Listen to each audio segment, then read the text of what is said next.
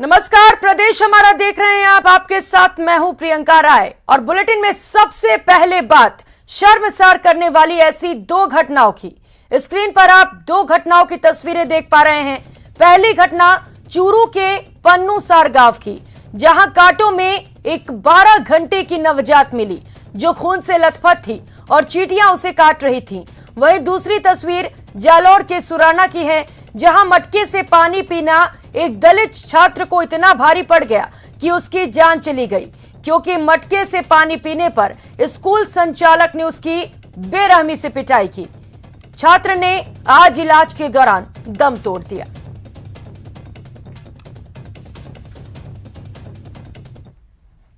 और सबसे पहले बात करेंगे चूरू के सरदार शहर की, जहां एक कलयुगी मां की करतूत से इंसानियत शर्मसार हो गई। एक बेरहम मां ने जन्म लेने के साथ ही एक नवजात बच्ची को झाड़ियों में फेंक दिया। 12 घंटे तक बच्ची रोती रही और दर्द से कराहती रही, जिसे ग्रामीणों ने बचाकर अस्पताल पहुंचाया।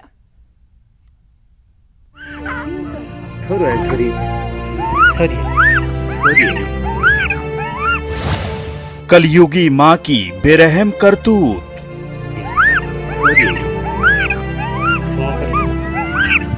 जन्म लेते ही मां ने मुंह मोड़ लिया।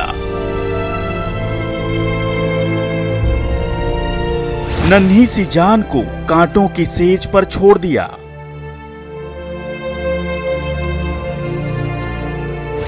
नवजात बच्ची अपनी मां से कर रही सवाल।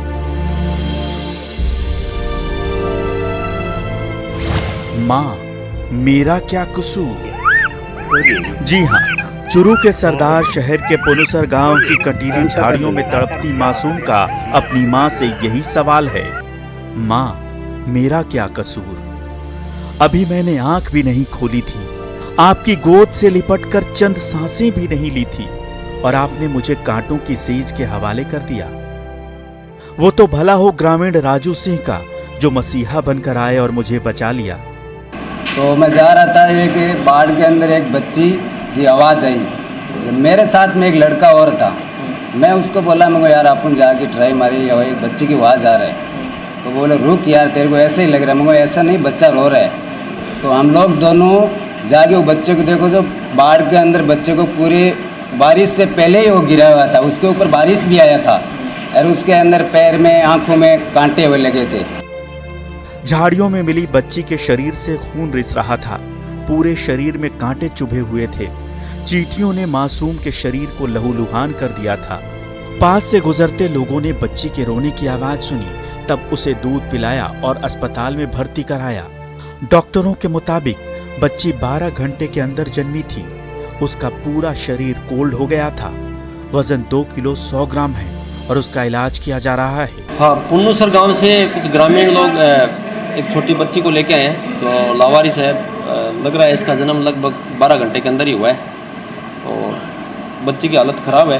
बच्ची कोल्ड ठंडी हो रही थी और मिट्टी से और कांटे चुभे हुए हैं, कई काफ़ी जगह से ब्लीडिंग भी हो रही है और कोल्ड हो रही है बच्ची। अभी एडमिट किया है और ट्रीटमेंट अभी स्टार्ट कर दिया है बच्ची को। बच्ची की हालत अभी खतरे से बाहर है।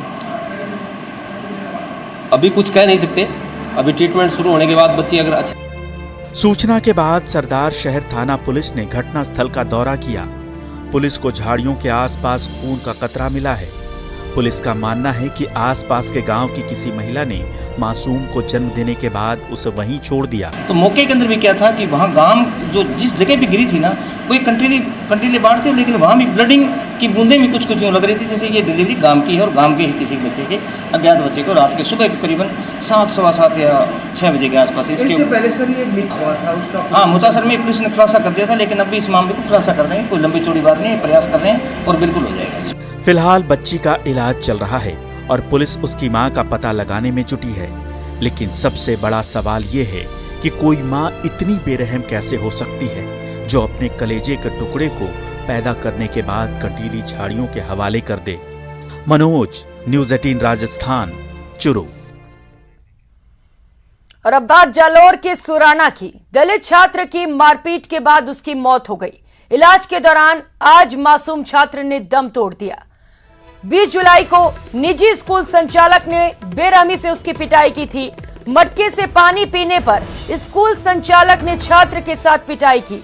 पुलिस ने स्कूल संचालक को गिरफ्तार कर लिया है।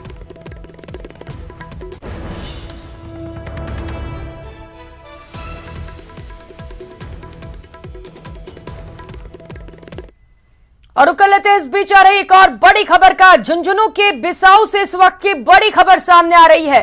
महंत रविनाथ को कन्हैया जैसी धमकी मामले को लेकर इस वक्त की बड़ी अपडेट आपको बता दें। पुलिस ने मामले में बड़ा खुलासा किया।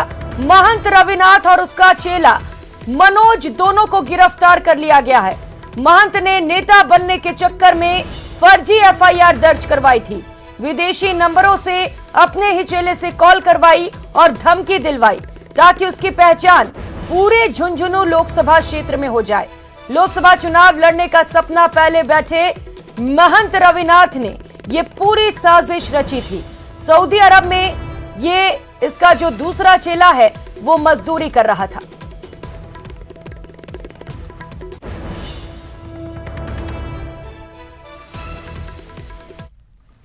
सभा चुनाव लड़ना चाह रहा हूं और एक चुनावी माहौल को देखते हुए मैं अपना वर्चस्व स्थापित करने के लिए और लोगों में मेरी पहचान बढ़ाने के लिए मैंने व मेरे शिष्य है मनोज कुमार व चंद्र प्रकाश निवासी गांगिया सर ने मिलकर ये झूठा कॉल करवाया था और उस कॉल को मैंने मेरे मोबाइल से रिकॉर्ड करके सोशल मीडिया पर लोकप्रियता हासिल करने के लिए मैंने वायरल किया था।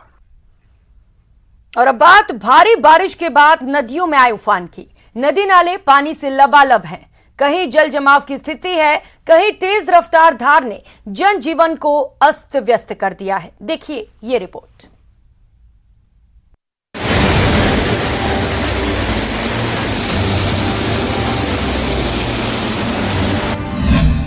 नदियों में उफनता जल सैलाब।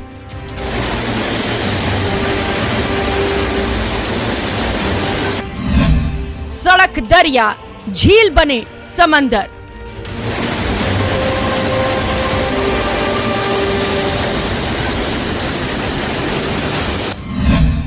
बादलों की मेहरबानी बन गई मुसीबत। भारी बारिश के बाद जालौर की खारी नदी उफान पर है। नदी की तेज धार में मारुति वैन और 14 पैदल यात्री फंस गए। उसके बाद स्थानीय प्रशासन और ग्रामीणों ने रेस्क्यू ऑपरेशन चलाकर कड़ी मशक्कत के बाद लोगों को बाहर निकाला। सभी लोग रामदेवरा बाबा का दर्शन करने जा रहे थे। वहीं बाड़मेर में लगातार बारिश का दौर जारी है। कई इलाके जलमग्न हो गए हैं। जिले के गडरा रोड थाने के अमीकापार गांव में पानी से भरी नाड़ी में डूबने से 3 युवकों की मौत हो गई। तीनों नाड़ी में स्नान करने गए थे। इसी दौरान डूबने से उनकी मौत हो गई। चित्तौड़गढ़ के खातीबेड़ा पंचायत के गिलोता गांव में बरसाती नाले को पार करते वक्त एक एम्बुलेंस पानी के तेज बहाव में बह गया। इस दौरान एम्बुलेंस में रखी 15 वर्षीय युवती की डेड बॉडी पानी में बह गई। कड़ी मशक्कत के बाद रस्सी के सहारे ग्रामीणों ने तेज धार में बह गए लोगों के साथ शव का भी रेस्क्यू किया। उदयपुर में भारी बारिश में सभी झीलें लबालब हो चुकी हैं। सुभाष नगर पुलिया पर आयर नदी का पानी ओवरफ्लो होकर बह रहा है। एहतियात के तौर पर पुलिया को बंद कर दिया गया है और लोगों से अलर्ट रहने की अपील की गई है। बारां में स्थिति काफी भयावह है। जिले में हुई भारी बारिश के बाद बारां झालावाड़ मेगा हाईवे सहित 1 दर्जन मार्ग बंद हो गए हैं। लोग जान जोखिम में डालकर पुलिया पार कर रहे हैं। चारों तरफ समंदर सा नजारा है और तेज धार में पानी बह रहा है। दर्जनों गांवों का जिला मुख्यालय से संपर्क कट गया है। राजसमंद के बड़ा बांध बाघेरी का नाका की स्थिति तेज रफ्तार झरने वाली हो गई है, जहां तेज धार के साथ पानी बह रहा है। बांध के ओवरफ्लो हो जाने से वहां लोगों के आने जाने पर रोक लगा दी गई है। तेज रफ्तार के साथ गिर रहा फतेह सागर झील का पानी और पानी के नजारे को मोबाइल में कैद कर रही लोगों की भीड़। ये नजारा है उदयपुर के फतेह सागर झील का, जहां पानी भरने के बाद झील के चारों गेट खोलकर पानी को आयर नदी में डाइवर्ट किया जा रहा है। हमें हमें इंतजार रहता है जब तक कि हम देखे अच्छा सीन देखे इसका। वेट कर रहे थे और फाइनली अभी गेट खुल गए। सर बस हम सुबह से ही वेट कर रहे थे कि गेट खुले कब। 1 घंटा हो गया था हमें गेट खुलते हुए और अब फाइनली खुल ही गई गेट। कैसा नज़ारा लग रहा है अभी? सबसे अच्छा, बहुत ही अच्छा नज़ारा है। प्रदेश के कई इलाकों में झमाझम बारिश का सिलसिला लगातार जारी है, जिसकी वजह से नदी नाले और झीलें उफान पर हैं। कहीं लोग पानी के तेज बहाव को देखते हुए आनंद उठा रहे हैं, वहीं कहीं नदी की तेज धार में फंसे लोगों के लिए बारिश मुसीबत का कारण बन गई है। Bureau report, news 18 Rajasthan. खबर उदयपुर से करीब 25 किलोमीटर दूर बाइक सवार युवक पुल पार करते समय नदी में डूब गया। डूबते हुए युवक का वीडियो भी सामने आया है। घटना के दौरान वहां मौजूद लोगों ने उसे नदी पार करने से मना भी किया था, लेकिन वो नशे की हालत में था और आखिरकार नदी के ऊपर बहते तेज बहाव पानी में भी बाइक चलाकर दूसरी छोर जाने लगा। इस बीच वो तेज बहाव के चलते अनियंत्रित हो गया और नदी में बाइक सहित जा गिरा। सूचना पर रेस्क्यू ऑपरेशन चलाया गया, लेकिन अंधेरा होने के चलते सर्च ऑपरेशन बंद करना पड़ा। ये अभी खेड़ी नदी में एक आदमी गिर गया, ये देख लो इसके बाहर निकल जाओ,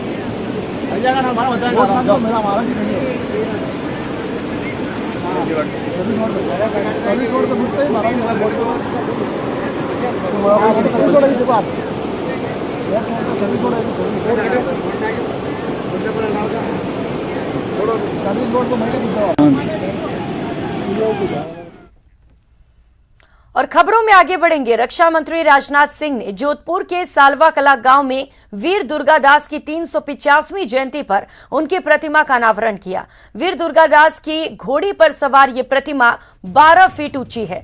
अष्ट धातु से बनी इस प्रतिमा का वजन 1400 किलो है।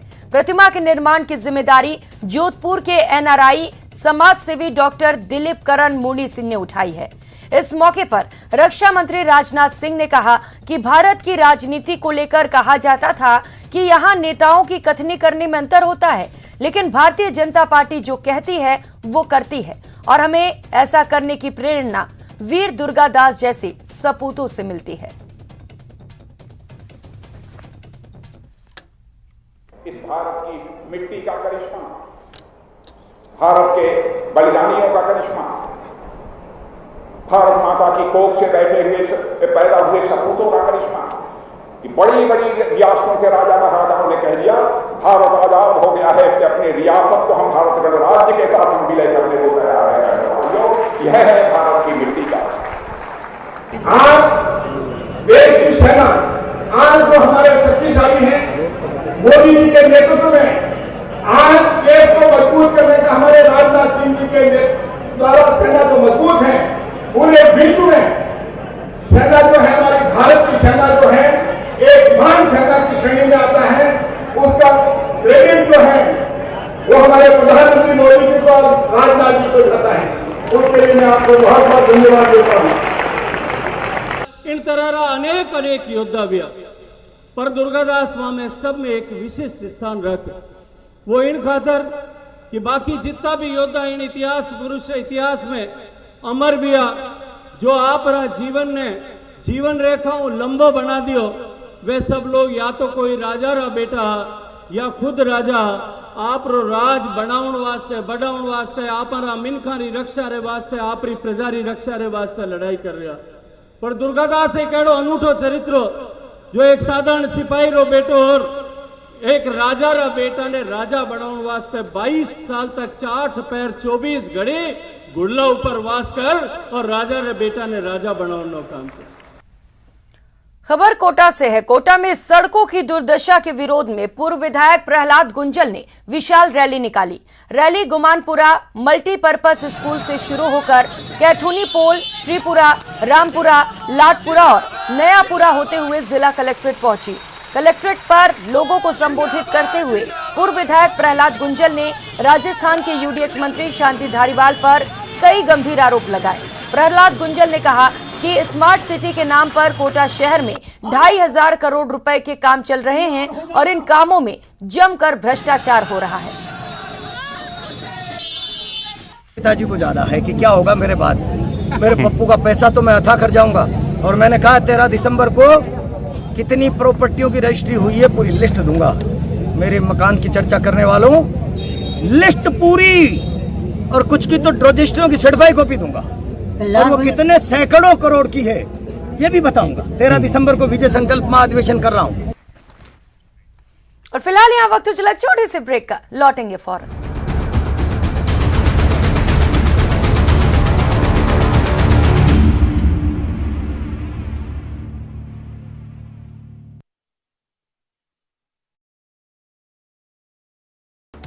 जैसलमेर के भागू गांव में पुरानी जमीन रंजिश को लेकर 2 गुटों में खूनी संघर्ष हुआ।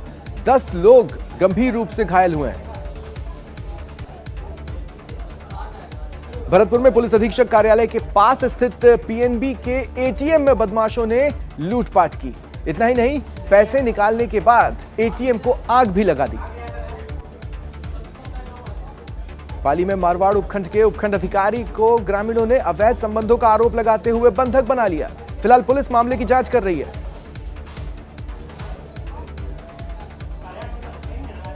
बीकानेर में एनएसयूआई के छात्र पानी की टंकी पर चढ़ गए। छात्र एमए प्रीवियस में प्रवेश पत्र की मांग कर रहे हैं।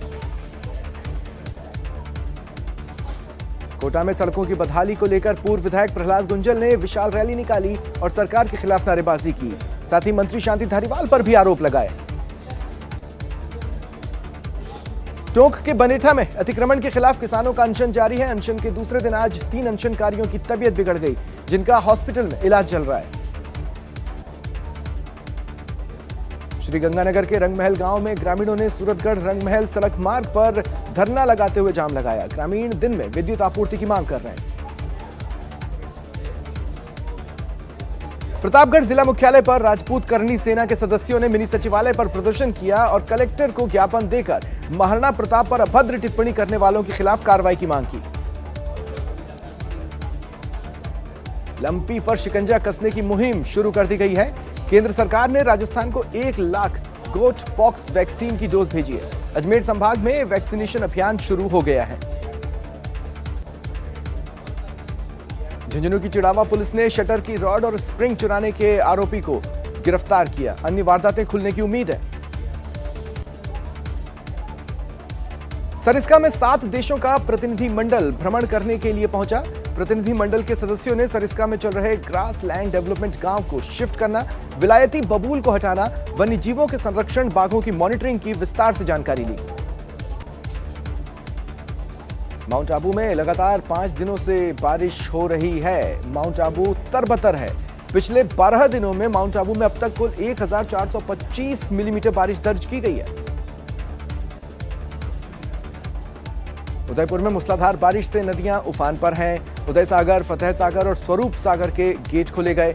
जालोर में तेज बहाव में वैन बह गई। पानी में फंसे लोगों का रेस्क्यू किया गया। आतंकी हमले में शहीद हुए सूबेदार राजेंद्र भांबू का आज झुंझुनू के माली गांव में अंतिम संस्कार किया गया। 9 साल के बेटे अंशुल भांबू ने मुखाग्नि दी।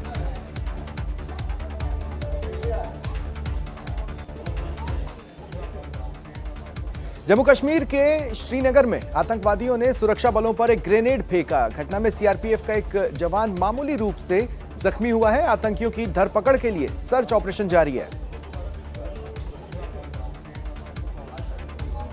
प्रधानमंत्री मोदी ने कॉमनवेल्थ गेम्स में भाग लेने वाले भारतीय दल के साथ मुलाकात की। इस अवसर पर उन्होंने कहा कि खेलों में हमारे एथलीट्स की उपलब्धियों पर पूरे देश को गर्व है। रक्षा मंत्री राजनाथ सिंह ने जोधपुर के सालवा कला में मारवाड़ के महानायक वीर दुर्गादास राठौड़ की प्रतिमा का अनावरण किया। उनके साथ केंद्रीय जल शक्ति मंत्री गजेंद्र सिंह शेखावत भी मौजूद रहे। दिल्ली में केंद्रीय गृह मंत्री अमित शाह और उनकी पत्नी सोनल शाह ने आज से हर घर तिरंगा अभियान शुरू होने के तहत अपने आवास पर तिरंगा फहराया।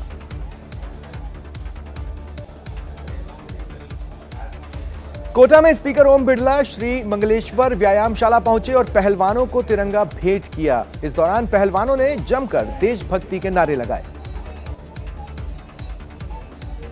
पीएम मोदी की मां हीराबेन ने आजादी के अमृत महोत्सव में भाग लिया। इस दौरान वो बच्चों के साथ हाथ में तिरंगा लेकर लहराती नजर आई। पीएम की मां ने बच्चों के बीच तिरंगा बांटा, उसके बाद तिरंगा लहराया।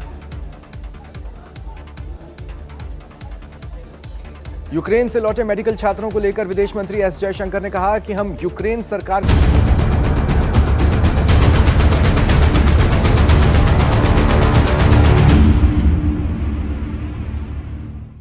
ब्रेक के बाद आप सभी का स्वागत है। खबरों में आगे बढ़ेंगे। आजादी गौरव पद यात्रा की कड़ी में सांगानेर में आजादी गौरव तिरंगा यात्रा निकाली गई, जिसकी शुरुआत गोवर्धन नगर फाटक से स्वतंत्रता सेनानियों को याद कर आरटीडीसी चेयरमैन धर्मेंद्र राठौड़ ने हरी झंडी दिखाकर राठौड़ तिरंगा पदयात्रा के साथ साथ 3 किलोमीटर तक चला।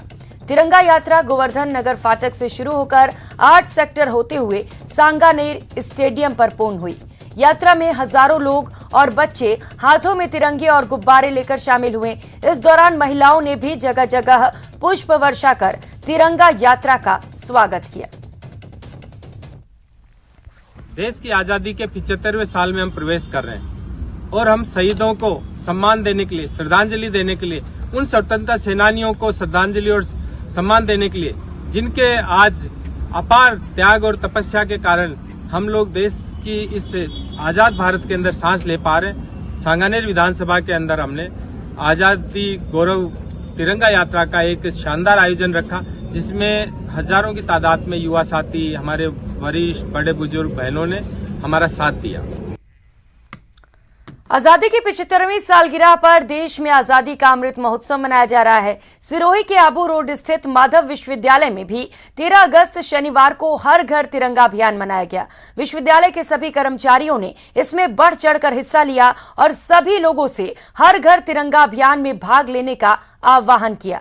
इस मौके पर विश्वविद्यालय का पूरा कैंपस तिरंगा और देशभक्ति के रंग में सराबोर हो गया। विश्वविद्यालय के चांसलर प्रोफेसर एसएन शर्मा ने सभी छात्रों, एनएसएस स्वयंसेवकों और सभी संकाय सदस्यों से इसमें भाग लेने का आह्वान किया। भारत माता की जय। वहीं जयपुर के सांगानेर विधायक और पूर्व महापौर डॉक्टर अशोक लाहोटी पीएम मोदी के आह्वान पर सीताराम मंदिर में ध्वज पूजन कर 75 तिरंगा यात्रा शुरू की। तिरंगा यात्रा सांगानेर सीताराम मंदिर से रवाना होकर खटीकों की ढाल, मुख्य तिराहा, अनाज मंडी, मसाला मंडी होते हुए सीटीएस बस स्टैंड पहुंची, जहां मुख्य चौराहे पर ध्वजारोहण किया गया। डॉक्टर लाहोटी ने बताया कि तिरंगा यात्रा को लेकर लोगों में गजब का उत्साह दिखा। गोविंद ट्रेडर्स पर राजपूत समाज, खटीकों की ढाल पर खटीक समाज और मसाला चौक पर व्यापार मंडल की ओर से यात्रा का स्वागत किया गया। उन्होंने कहा कि व्यापार महासंघ के पदाधिकारी अध्यक्ष शिवराज सोनी, रामजी लाल शर्मा, प्रेम बंसल, ओम प्रकाश शर्मा, उपाध्यक्ष की ओर से मुख्य बाजार चौराहे पर पुष्प वर्षा कर यात्रा का भव्य स्वागत और अभिनंदन किया गया।